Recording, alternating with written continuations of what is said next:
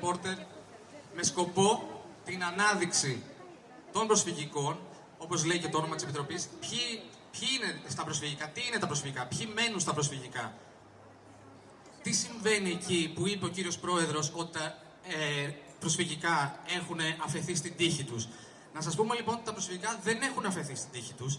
Τα προσφυγικά είχαν αφαιθεί στην τύχη τους πριν πολλά χρόνια και ευτυχώς βρέθηκαν άνθρωποι οι οποίοι με μεγάλο τίμημα, με μεγάλο κόστος και με μεγάλο αγώνα κατάφεραν μια γειτονιά η οποία εκφυλιζόταν, ήταν άνδρο μαφίας, διακίνηση ναρκωτικών, κατάφερε μέσα σε όλη αυτή τη διαδρομή και σε όλα αυτά τα χρόνια να τη μετατρέψει σε ένα κέντρο αγώνα, σε ένα κέντρο όπου υπάρχουν πολλοί άνθρωποι από διάφορες εθνικότητες που ζουν αγαπημένοι, ενωμένοι και έχουν αυτοργανωθεί, έχουν φτιάξει δομές, υποδομές που θα ήταν πολύ καλό για όλους να γνωρίσετε και να δείτε τι συμβαίνει, γιατί αυτό πραγματικά αφορά και εσάς, για να δείτε ότι σε περίοδους κρίσης δεν έχουμε το κράτος, όπως έχετε παρατηρήσει τόσες φορές, και ειδικά τελευταία, αλλά και διαχρονικά, να μας βοηθήσει, να μας κάνει, να μας βρει. Έχουμε εμάς, ο ένας τον άλλον. Αυτό λοιπόν είναι καλό για όλους να το δείτε και να το αγκαλιάσετε. Και γι' αυτό έχουμε έρθει εδώ. Λίγα λόγια. Επίσης, να καταλάβετε ότι υπάρχει μεγάλος κίνδυνος αυτή η κοινότητα η οποία έχει δημιουργηθεί, ειδικά τελευταία, με πρόσχημα τη λεγόμενη ανάπλαση. Ακούτε αυτές τις λέξεις, ανάπλαση, εξευγενισμός, οι περισσότεροι ακούτε ωραίες λέξεις, όμορφες, οι οποίες σας παραπέμπουν σε κάτι καλό. Δυστυχώς αυτό είναι υποκριτικό και αυτό θα πρέπει να το ξέρετε. Δεν υπάρχει ανάπλαση πραγματική που θα κάνει κάτι καλό στη γειτονιά, στην Αθήνα, γενικά, από τη μεριά του κράτους. Η ανάπλαση, όταν λένε ανάπλαση, το χρησιμοποιούν σαν δούριο ύπο για να πείσουν τον κόσμο. Οπότε, εμείς έχουμε και σαν Επιτροπή, σκοπός μας είναι να αναδείξουμε αυτό, ότι είναι κάτι τελείως ψεύτικο και υποκριτικό και τι είναι ο πραγματικός του στόχος. Όπως ξέρετε, τα προσφυγικά που βρίσκονται σε αυτό στο κέντρο της Αθήνας αποτελούν μια γειτονιά η οποία έχει καταφέρει όλα αυτά τα πράγματα, αλλά αποτελεί και μεγάλο φιλέτο. Φιλέτο το οποίο θέλουν να το εκμεταλλευτούν διάφορα για οικονομικά συμφέροντα. Επίσης αποτελεί κέντρο αγώνα, κέντρο αλληλεγγύης, βοήθειας στους κατοίκους της περιοχής, παντού. Και επίσης, όταν ακούτε ανάπλαση, γιατί έχουμε πλήστα παραδείγματα τόσο στην Ελλάδα όσο και στο εξωτερικό, ότι αυτή η ανάπλαση αποτελεί μεγάλη υποκρισία και απλά είναι μοίρασμα της πίτας και οικονομικών συμφερόντων. Και γι' αυτό, ένας από τους λόγους που δεν γίνεται τίποτα τόσα χρόνια όπως έχετε δει, είναι ότι τσακώνονται μεταξύ τους για το ποιος θα πάρει μεγαλύτερο κομμάτι από την πίτα ή ποιος θα πάρει την πίτα. Οπότε μην περιμένετε να δείτε, ακόμα και αν εκδιωχθούν ως κάτοικοι των προσφυγικών, θα δείτε ότι δεν θα γίνει απολύτως τίποτα. Μην περιμένετε να δείτε ότι θα κινήσουν έργα, θα φτιάξουν, θα κάνουν. Όχι. Στην αρχή είχαν σκοπό να κάνουν μόλ. Μετά είδαν ότι δεν τους περνάει αυτό, γιατί βγήκαν οι αποφάσεις του 3 και του 9 ότι έχουν χαρακτηριστεί ως διατηρητέα κτίρια νεότερης ιστορίας. Μνημεία. Δεν θα γίνει τίποτα. Να το ξέρετε, να προσπαθήσετε να το δείτε αυτό, να δείτε τι συμβαίνει στο εξωτερικό, να δείτε τι συμβαίνει εδώ πέρα, ότι είναι απόλυτα ψέματα αυτά. Όταν ο κόσμος λοιπόν ακούει ανάπλαση, είτε θα μείνει σε αυτό, ότι υπάρχει ανάπλαση και θα γίνει κάτι καλό, και κάποιοι άλλοι θα πούνε: ωραία, και τι εννοείται με την ανάπλαση. Και τι λέει λοιπόν εκεί κάθε φορέας του κράτους, είτε είναι ο Δήμος είτε είναι η Περιφέρεια. Λέει λοιπόν: θα κάνουμε μουσείο. Λέει και ο Σύλλογος: θα κάνουμε να γίνει μουσείο. Αυτό είναι πέρα ως πέρα εκτός τόπου και χρόνου να γίνει με αυτούς τους όρους ένα μουσείο. Το μουσείο, όταν υπάρχει μεγάλη στεγαστική κρίση, όταν υπάρχουν γύρω μας πληστηριασμοί, όταν υπάρχει αυτός ο εξευγενισμός, το gentrification, το οποίο τι κάνει, δηλαδή διώχνει τον κόσμο από τη γειτονιά, δεν βρίσκει ο κόσμος να νοικιάσει διαμερίσματα, δεν υπάρχει χώρος για να γίνει ένα τέτοιο είδους μουσείο. Αντίθετα, η ίδια γειτονιά έχει ήδη ένα σχέδιο, και αυτό είναι μέρος επίσης που το δουλεύουμε μαζί, η Επιτροπή Αλληλεγγύης και η γειτονιά, ένα σχέδιο ανάπλασης, το οποίο θα είναι από τα κάτω, δηλαδή θα είναι από τους κατοίκους, οι οποίοι όλοι μαζί θα φτιάξουμε κάτι το οποίο θα ανταποκρίνεται σε αυτά που θέλουν οι ίδιοι κάτοικοι, όχι στα ψέματα και στην υποκρισία του κράτους. Οπότε λοιπόν, μουσείο έχει προβλεφθεί να γίνει στα πλαίσια όμως ενός μικρού μουσείου, όπως και επίσης και άλλες δομές, που θα είναι προσβάσιμες από όλους τους κατοίκους. Δηλαδή, υπάρχει όλο αυτό. Δεν είναι ότι είναι κάτι απομονωμένο και δεν είναι για όλους. Πέρα από αυτό, πάμε στο άλλο. Μετά λέει άλλο επιχείρημα κάθε φορά κάποιες φορές από το κράτος. Λέει ότι να γίνουν ξενώνες για τους συγγενείς των ασθενών στον Άγιο Σάββα.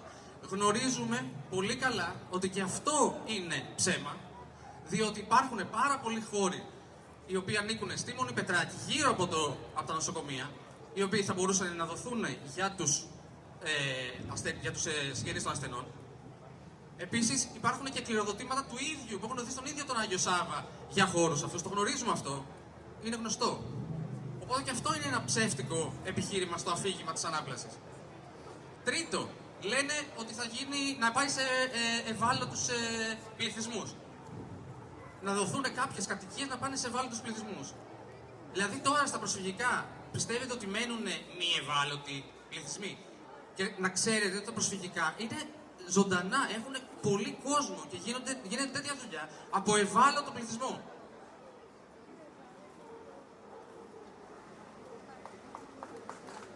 Και να τελειώσω, ευχαριστώ, με το τελευταίο. Το τέταρτο που λένε στο αφήγημα για την ανάπλαση, όταν κάποιος τους ρωτάει τι θέλετε να κάνετε, είναι για το λεγόμενο υπόγειο πάρκινγκ. Να γίνει υπόγειο πάρκινγκ, λέει, στα προσφυγικά. Το οποίο και αυτό είναι αποδεδειγμένα ψέμα, διότι υπάρχει ήδη χώρος μεγάλος για τη δημιουργία πάρκινγκ, το οποίο το έχει αναζητήσει κατά καιρούς ο Δήμος Αθηναίων, το οποίο βέβαια δεν έχει δοθεί, οπότε υπάρχει χώρος για πάρκινγκ. Δεν το θέλουν για πάρκινγκ, δεν το θέλουν για μουσείο, δεν το θέλουν για τίποτα το οποίο θα βοηθήσει εμάς και τους κατοίκους και τον κόσμο γενικά. Αυτά είχα να πω. Θα μιλήσω τώρα. Να δώσουμε μια εικόνα, γιατί είπε για το πάρκινγκ, υπόθηκε για το πάρκινγκ. Στη γωνία ακριβώς, Αλεξάνδρας και απέναντι από το γήπεδο και Παναγία Κυριακού, βρίσκεται ένα πολύ μεγάλο πάρκινγκ. Αυτό το πάρκινγκ ανήκει στη Μονή Πετράκη. Ο Δήμος Αθηναίων έχει προσπαθήσει κάποιες φορές να το προσεγγίσει, και να ζητήσει το πάρκινγκ. Δεν το δίνουν. Αντίθετα, θέλουν να γίνει το πάρκινγκ μέσα στα προσφυγικά, στη διατηρητέα κτίρια και ιστορικά νεότερα μνημεία. Γιατί άραγε? Γιατί δεν χρειάζονται για να παρέμβουν στον περιβάλλοντα χώρο το 100% της συνένεσης των κατοίκων. Επειδή λοιπόν δεν τους δίνεται αυτή η δυνατότητα, το έχουν βρει σαν δούριο ύπο για να μπουν μέσα στη γειτονιά και να την πάρουν. Γιατί πρέπει να γνωρίζετε, αντίθετα από ό,τι υπόθηκε πριν από τον πρόεδρο, από τους 51 ιδιοκτήτες, οι 26 δεν συμφωνούν. Είναι ηλικιωμένοι άνθρωποι, είναι τα παιδιά τους, είναι άνθρωποι από τους πρώτους κατοίκους, οι οποίοι δεν συμφωνούν να γίνουν τα προσφυγικά, να αναπλαστούν, να εξευγενιστούν. Δεν το θέλουν αυτό. Και άρα, από τη στιγμή που δεν έχουν το 100%, θέλουν έναν άλλο τρόπο για να μπουν μέσα στη γειτονιά. Αυτά είναι πράγματα που είναι καλό κανείς να τα γνωρίζει, γιατί όταν βάζει επιχειρήματα στο τραπέζι, πρέπει να ξέρει όλα τα δεδομένα. Και για να πούμε και κάτι πολύ ενδιαφέρον, η λέξη εξευγενισμός που πρωτοχρησιμοποιήθηκε την πρώτη φορά γύρω στο 1960 και παρουσιάστηκε στο Λονδίνο σαν έκφραση, σαν όρος, ξέρετε τι σημαίνει? Εξευγενισμός. Πατάει πάνω στους ευγενείς. Είναι μια γαλλική λέξη η οποία σημαίνει τον ερχομό των ευγενών. Δηλαδή ο εξευγενισμός σημαίνει στην πραγματικότητα την αλλαγή των τάξεων. Φεύγει η τάξη που υπάρχει και κατοικεί μέσα σε ένα χώρο και έρχεται μια άλλη. Μια άλλη τάξη η οποία έχει λεφτά και η οποία τι κάνει? Έργα βιτρίνας για την οικονομική ελίτ. Εμείς όλες που μένουμε εδώ πέρα θα επεφοληθούμε, όπως είπε και ο κύριος Παπαδάκης πριν, από την πλήρη τουριστικοποίηση του κέντρου της Αθήνας? Μόνο τουρίστες θα κυκλοφορούν. Ποιο είναι το θέμα? Μόνο τουρίστες. Ο παράδεισος της Καραϊβικής, η Τζαμάικα που λένε, είναι ένας χώρος περιφραγμένος πέρα ως πέρα με σειρματοπλέγματα ηλεκτροφόρα, κυκλοφορούν σεκιουριτάδες, οι οποίοι μόλις ο ντόπιος πληθυσμός κάνει να πλησιάσει, τον χτυπάνε στο ψαχνό. Και από μέσα είναι οι πλούσιοι και κάθονται εκεί και λαμβάνουν όλα τα ωφέλη του τόπου. Αυτό γίνεται με τον εξευγενισμό και είναι διαχρονικό. Όχι μόνο στην Ελλάδα, είναι από παλιά. Τα προσφυγικά, αυτό που ονομάζεται υποβάθμιση, όπως και στα κουντουριώτικα και σε άλλες περιοχές, είναι ένα καλωστημένο κόλπο πάρα πολλών χρόνων. Έχει ξεκινήσει ήδη από την περίοδο της Χούντας, που πρώτη έσπηρε το αφήγημα ότι εκεί θα χτιστεί, θα ισοπεδωθούν και θα χτιστεί, τι θα χτιστεί? Ο Άριος Πάγος. Μετά ήρθε μια άλλη κυβέρνηση, είπε ότι θα γίνει τούτο. Μετά ήρθε μια άλλη κυβέρνηση, είπε θα γίνει το άλλο. Τι έκαναν? Σπήρανε το φόβο μέσα στη γειτονιά και στα τέλη του 2000, της δεκαετίας του 90, παρουσιάστηκε μια ωραία μέρα η κτηματική εταιρεία του Δημοσίου και με τον Τζαμπουκά, με πολύ μεγάλη βία, ανάγκασαν τους ανθρώπους να φύγουν, λέγοντάς τους ότι θα παλωτριωθούν τα σπίτια σας, έτσι κι αλλιώς, εσείς δεν μπορείτε να μείνετε εδώ, θα σηκωθείτε να φύγετε. Τους δώσαν 25.000, τότε ήταν η μετάβαση του ευρώ, και αφού είδαν ότι έγινε μια μεγάλη συνέλευση 1.000 ανθρώπων, τόσο από κατοίκους και από άλλους φορείς, αναδιπλώθηκαν και πρόσφεραν 45.000. Ενώ η αγοραστική τους αξία, προσέξτε, ήταν 75.000 τότε η εμπορική τους. Ποιος ήταν ο πραγματικός τρομοκράτης? Ποιος εκδίωξε τους κατοίκους από εκεί? Ποιος?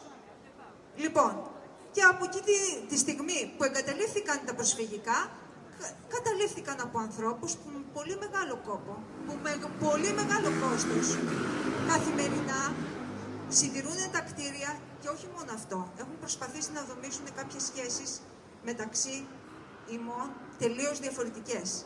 Δηλαδή, στον COVID, θα πω το παράδειγμα του COVID. Τρομοκρατηθήκαμε όλοι, κλειστήκαμε μέσα στα σπίτια, υπήρχε ο φόβος, η απομόνωση. Λοιπόν, στη γειτονιά των προσφυγικών δεν υπήρχε αυτό. Στη γειτονιά των προσφυγικών τα παιδιά μας βλέπανε κάθε μέρα παιδικό σινεμά, κάθε μέρα τρώγαμε μαζί. Όταν αρρώστηνε ένα άτομο από ευάλωτες ομάδες, όλα τα άτομα συνδράμανε στο να έχει τα απαραίτητα και να μην βγαίνει έξω, και απομόνωση του ίδιου του ανθρώπου και φροντίδα, αλλά και φροντίδα όλης της κοινότητας, ένα πράγμα που κάθε γειτονιά οφείλει να έχει. Οφείλει να έχει αυτή την κοινωνική αλληλεγγύη, αυτή την αυτοοργάνωση. Τι είναι οι ζωές μας? Πεταμένες στα σκουπίδια, σαν τις μιλόπετρες που λέει και ο ποιητής? Ναι. Είδαμε τώρα στις πλημμύρες και στις φωτιές. Πού είναι το κράτος? Ποιοι πήγανε και στάθηκαν και ξεβρωμίζουν τα σπίτια, μεταφέρουν τα ζώα, μεταφέρουν τους ανθρώπους? Ποιοι είναι αυτοί? Εμείς. Οι άνθρωποι που αυτοοργανωνόμαστε και είμαστε αλληλέγγυοι. Όποιος έχει μέσα του λίγη αίσθηση δικαίου, δεν μπορεί παρά να κάνει αυτό. Να δώσει το χέρι στο μέλλον, γιατί έτσι όπως πάει η κατάσταση, δεν πρόκειται να μείνουμε ζωντανοί και ζωντανές. Κανένας μας, θα μας φάνε για λάχανο. Για λάχανο, σε κάθε γειτονιά, αυτό που υπάρχει στα προσφυγικά θα πρέπει να υπάρχει σε κάθε γειτονιά. Να νοιάζει το ένας για τον άλλον. Όχι να κλείνεσαι μέσα στην πόρτα και άμα πεθάνεις, σε βρίσκουν μετά από 20 μέρες από τη μυρωδιά. Γιατί δεν νοιάστηκε κανένας δίπλα σου, καμία. Γιατί προσπέρασε να πάει στη δουλειά. Αυτή η απανθρωποποίηση είναι το μεγάλο ζήτημα που πρέπει να κοιτάξουμε όλοι μέσα μας και να δούμε τι ακριβώς συμβαίνει.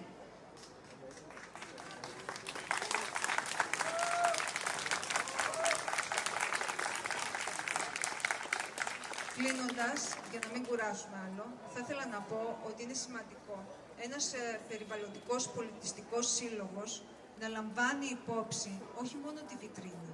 Από βιτρίνα χορτάσαμε. Είδαμε τι κάνουν οι ωραίες βιτρίνες. Οι ζωές μας, καλά είναι και τα μουσεία, καλά είναι όλα, μια χαρά όλα, δεν είναι χώμα και πέτρα. Χώμα και πέτρα είμαστε εμείς ίδιοι και θα ξαναγίνουμε, εκεί θα επιστρέψουμε. Αλλά όσο υπάρχουν ζωές, προέχουν οι ζωές των ανθρώπων, των ζώων, της φύσης. Είναι σημαντικές να πάμε να μνημονεύουμε κάθε 3 και λίγο μέσα στα μουσεία και να λέμε τι ωραία, αλλά δεν είναι εκεί το ζητούμενο. Με ένα τέτοιο στεγαστικό πρόβλημα που είμαι σίγουρη ότι ο καθένας από εδώ είτε θα έχει ακούσει είτε θα κινδυνεύει το σπίτι του. Έτσι, υπάρχει πρόβλημα στέγασης. Αν δεν νοιαζόμαστε, τα πράγματα είναι πολύ σοβαρά. Τη μία ήρθαν για το γείτονα, δεν μίλησα. Την άλλη ήρθαν για το φούρναρι, δεν μίλησα. Την άλλη ήρθαν για το χασάπι, δεν μίλησα. Όταν ήρθαν για μένα, δεν υπήρχε κανείς να μιλήσει. Σας ευχαριστώ.